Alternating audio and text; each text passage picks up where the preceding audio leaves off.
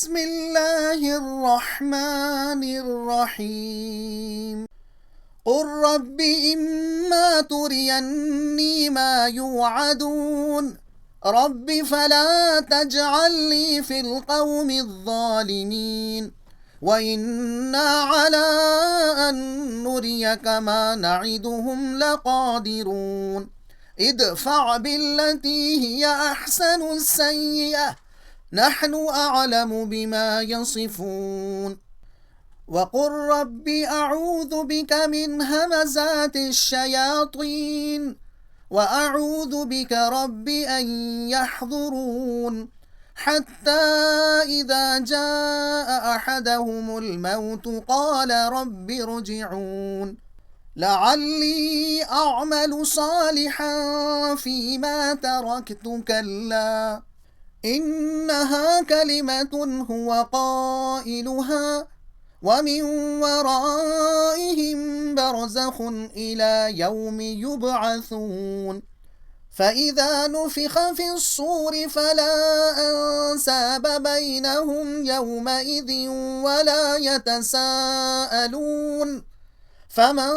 ثقلت موازينه فأولئك هم المفلحون ومن خفت موازينه فأولئك الذين خسروا أنفسهم في جهنم خالدون تلفح وجوههم النار وهم فيها كالحون ألم تكن آياتي تتلى عليكم فكنتم بها تكذبون قالوا ربنا غلبت علينا شقوتنا وكنا قوما ضالين ربنا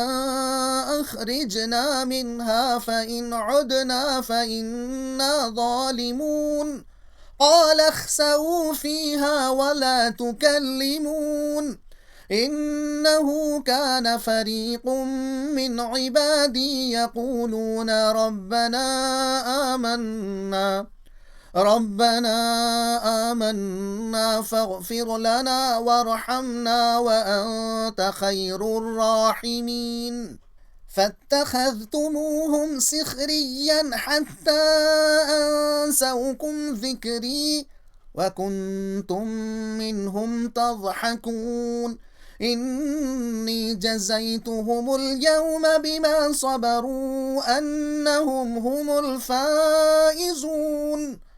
قال كم لبثتم في الأرض عدد سنين قالوا لبثنا يوما أو بعض يوم فاسأل العادين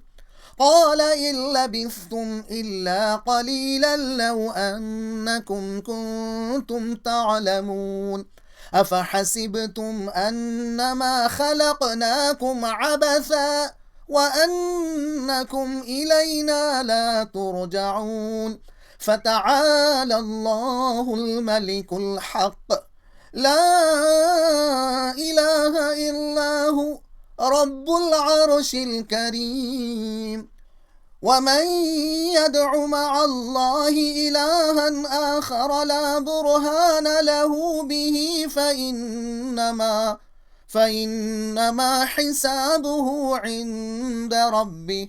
إنه لا يفلح الكافرون وقل رب اغفر وارحم وأنت خير الراحمين मज़मून एक बदकार मुआशिरे में रहने वाले आदमी का रवैया कैसा होना चाहिए। मतलब एक गुमराह और बदकार मुआशिरे में रहने वाले हर नेक आदमी को हर वक्त खुदा की पनाह मांगते रहना चाहिए। न मालूम इन पर कब खुदा का गज़ब नाजिल हो जाए और इसकी जद में आ जाएं।